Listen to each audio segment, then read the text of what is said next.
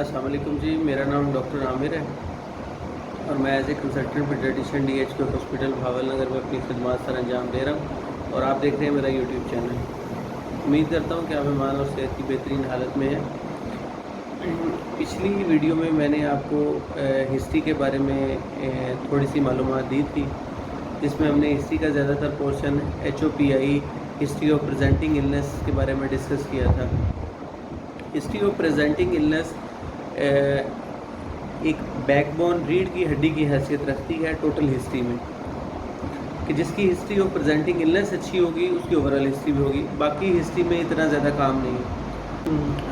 मैं यहाँ पर आपसे जो क्रोनिक केसेस है ना, जो काफ़ी लंबा अरसा चलते हैं या मुख्तलिफ़ किस्म का उसका डिज़ीज़ कोर्स होता है, तो उसके बारे में थोड़ा सा और एक्सप्लेन करना चाहूँगा कि जो सबसे मुश्किल होता है वो क्रोनिक केस ही होता है।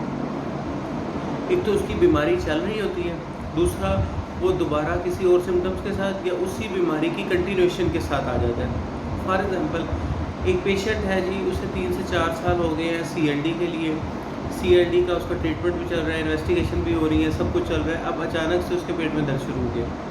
अब पेट में दर्द शुरू हो गया है, अब इसमें आप 2-3 चीज़ें सोच सकते हैं। पेट में दर्द या हो सकता है गैस्ट्राइटिस हो गया, ठीक है। अगर उसको बुखार भी हो गया और टेंडर भी है तो आपको SBP के बारे में भी सोचना पड़ेगा, क्योंकि अगर असाइटिस है पेशेंट को तो ये उसमें ना आपको अपनी रीजन थोड़ी सी ब्रॉड करनी पड़ेगी, फिर जाके आप उसको कवर करने की अहलियत रखेंगे, वरना फिर वो मुश्किल से हैंडल होगा। मैं आपको लोगों के इसकी एग्जांपल दे देता हूँ। फॉर एग्जांपल, जैसे अभी हम डिस्कस कर रहे हैं कि एक CLD का केस है, उसका ट्रीटमेंट चल रहा है। वो कहते हैं जी हाँ, आपने जब उसमें ओपनिंग सेंटेंस में कहा कि आपको जिगर, गुर्दे, फेफड़े या दिल की कोई पुरानी बीमारी तो नहीं, उसने कहा जी मुझे जिगर की पुरानी बीमारी है। मैंने कहा जी ठीक, आपको जिगर की पुरानी बीमारी, आपका दिल करे तो आप यहाँ पर भी पूछ सकते हैं, उसी वक्त ही मरीज़ से पूछ सकते हैं कि इस क्या पुरानी बीमारी है, और सर्जरी से पूछ लें कि कब से इसका इलाज चल रहा है, क्या क्या इन्वेस्टिगेशन हो चुकी हैं और इस बीमारी में कितनी बेहतरी आई है वगैरह। फिर आप उसकी प्रेजेंटिंग कंप्लेन पे आ जाए। अच्छा, अब आप किस मसले से हैं? वो कहेगा अब मुझे फॉर एग्जांपल अब्डोमिनल डिस्टेंशन हो गई है या अब्डोमिनल पेन है।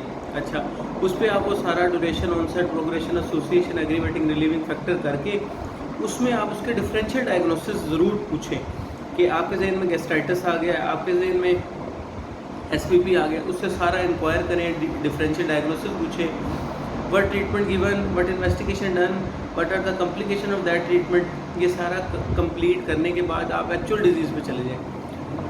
अगर तो जो सिम्टम्स के साथ मरीज़ आपके पास आया है वो पिछली बीमारी की कंटिन्यूएशन है, तो आपको कम्प्लिकेशन पूछने की ज़रूरत नहीं है, क्योंकि जब एक्चुअल डिजीज़ की आप हिस्ट्री लेंगे उस वक्त उसकी कम्प्लिकेशन वहाँ पूछ लें, ठीक है। जब आप एक्चुअल डिजीज़ पे आएंगे तो फिर आप उसमें सारा पूछेंगे कि जी अच्छा, किस उम्र तक आप ठीक रहे थे, कब आपको तशख़ीस हुई, कहाँ तशख़ीस हुई, क्या अलामात आई थी। वो अलामात जो भी बताएगा, येलो डिस्कलरेशन ऑफ आइज़ बताता है या कुछ और बताता है, तो आप उस वक्त उसके डिफरेंशियल डायग्नोसिस ज़रूर रूल आउट करें। जैसे हीमोलिटिक एनीमिया है, एक्यूट वायरल हेपेटाइटिस है और मुख्तलिफ़ किस्म के डिफरेंशियल डायग्नोसिस, टाइफाइड फीवर में भी येलो डिस्कलरेशन, सारा उसको इंक्वायर करें कम्प्लीटली कि उस वक्त जो बीमारी CLD की अलामत आई थी वो वाकई CLD की थी या कुछ और था। फिर उससे पूछें आपको कौन कौन सा ट्रीटमेंट किया गया। अगर मरीज़ आपको ये कह देता है जी मैं during the course of illness में बड़े मेरे एडमिशन हुए, मैं बड़ी दफ़ा अस्पताल आया, बड़ी दफ़ा गया, तो फिर इसका तरीक़ाकार ये है कि इसको कहते हैं दरिया को कूज़े में बंद करने का तरीका ये है कि आपके disease course is complicated by so many admission in the hospital with longest admission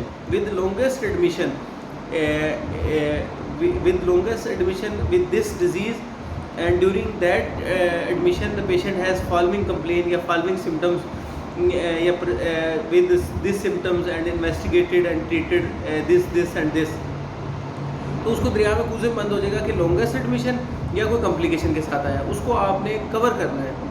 बाकी हिस्ट्री को देखने के लिए आपने एक फार्मूला है जिसका नाम है बाइंड सिप।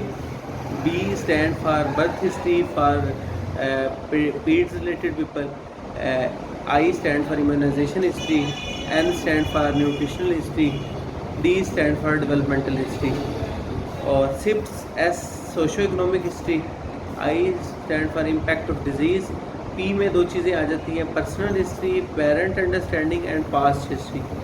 तो ये सारे एस्पेक्ट हैं हिस्ट्री में जो कि आपने इस फार्मूले से आप उसको पूरा कर लेंगे। अगर आप ये फार्मूला अपने जहन में रखेंगे तो आपके लिए बहुत आसान हो जाएगा टोटल हिस्ट्री को कंपाइल करने में, और कोई चीज़ आपसे मिस नहीं होगी। अंडर ग्रेजुएट में ये हिस्ट्री का जो टाइम होता है वो 1 से 1.5 घंटा होता है, जिसमें आपने हिस्ट्री और एग्जामिनेशन करना होता है, और एग्ज़ामिनर आपको ऑब्ज़र्व नहीं करते, वो बाद में आपसे हिस्ट्री और एग्जामिनेशन सुन लेते हैं, इतनी ज़्यादा सख्ती नहीं होती। लेकिन पोस्ट ग्रेजुएट में एग्ज़ामिनर आपके ऊपर बैठे होते हैं, वो आपकी हिस्ट्री सुन रहे होते हैं। तो आपके पास पीड्स के एग्ज़ाम में आपके पास टोटल 48 मिनट होते हैं। 48 मिनट में टाइम की डिवीज़न ऐसे होती है कि 15 मिनट में आपने हिस्ट्री लेनी है, 15 मिनट में आपने एग्जामिनेशन करना है, 10 मिनट जो है वो आपके कंपाइल के लिए होता है, जो आपने पूछा है सारा उसको कंपाइल वगैरह कर लें, ठीक है। 15 मिनट हिस्ट्री में आपने तकरीबन 1 से 1.5 मिनट इंट्रोडक्शन में देना है। HOPI को आपने 5 मिनट देने हैं। HOPI में भी आगे ये डिवीज़न है कि जो प्रेजेंटिंग कंप्लेन है, अगर तो वो न्यू केस है तो फिर आप प्रेजेंटिंग कंप्लेन पे ज़्यादा फोकस करेंगे, लेकिन अगर वो क्रोनिक केस है तो आपने प्रेजेंटिंग कंप्लेन पे 2 मिनट लगाने हैं, और जो पीछे वाला उसकी क्रोनिक इलनेस चल रही है, जो पास्ट हिस्ट्री भी जिसे कुछ को लोग कहते हैं और कुछ लोग ये कहते हैं द एक्चुअल हिस्ट्री डेट्स पे, उस पर आपने 5 मिनट लगाने हैं। तो ये टोटल 7 मिनट आपने HOPI पे लगाने हैं, बाकी 7 मिनट में आपने सारी हिस्ट्री कंप्लीट करनी है। तो आपने फार्मूला जब आप लगा लेंगे तो आपको तेज़ी से कोई चीज़ मिस नहीं होगी और सारी चीज़ें कवर हो जाएंगी। हिस्ट्री के बाद जो अगला स्टेप है वो है फ़िज़िकल एग्ज़ामिनेशन का। फ़िज़िकल एग्ज़ामिनेशन में आप 3-4 चीज़ें ज़रूर अपने जहन में रखें। एक वो ये है कि 4 फिज़िकल साइन आपने मिस नहीं करने।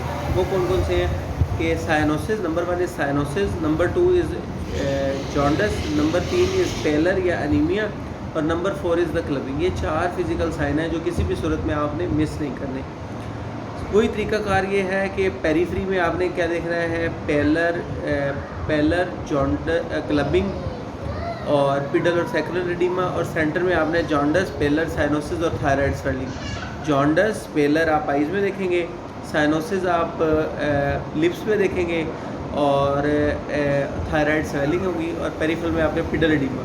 ये 4-5 चीज़ें जो है ना अपने जहन में आप रखते हुए फ़िज़िकल एग्ज़ामिनेशन करेंगे। इन चीज़ों का फ़ायदा ये होगा कि आप कोई चीज़ मिस नहीं करेंगे। फॉर एग्ज़ाम्पल एक आदमी की बहुत बड़ी दाढ़ी है, आपके जहन में मैंने थायराइड देखना है तो आप दाढ़ी हटा के भी थायराइड देखेंगे। अच्छा, बाज़ दफ़ा ये होता है कि बंदा इतनी तेज़ी से कर रहा होता है, उसको पता नहीं चलता कि क्या करना है, तो पिडल एडिमा अगर आपके जहन में तो आप ज़रूर चेक करेंगे उसको पिडल एडिमा है कि नहीं। और always compare your hand with the patient hand, कि आप अपने हाथ को मरीज़ के हाथ से कंपेयर करें ताकि आपको पता चले कि मरीज़ में साइनोसिस पेलर है या नहीं है। बाज़ दफ़ा FCPS में जो कमांड्स हैं ना शॉर्ट केस में, वो इतनी अजीबोगरीब सी मिलती हैं कि बंदा एकदम हैरान रह जाता है। जैसे कि मैंने जब एग्ज़ाम दिया था तो एक स्टूडेंट को ये भी कमांड मिली थी कि see the nail and proceed. उस पेशेंट को साइनोसिस था, तो कमांड ऐसे उन्होंने दी कि see the nail and proceed. जब आपको साइनोसिस मिल गया तो फिर आप उसका रेलेवेंट एग्जामिनेशन भी करेंगे। वो मैं इंशाल्लाह अगली जो नेक्स्ट वीडियोस आएंगी उसमें मैं आपसे डिटेल में ये फ़िज़िकल एग्जामिनेशन और शॉर्ट केस के हवाले से डिस्कस करूँगा।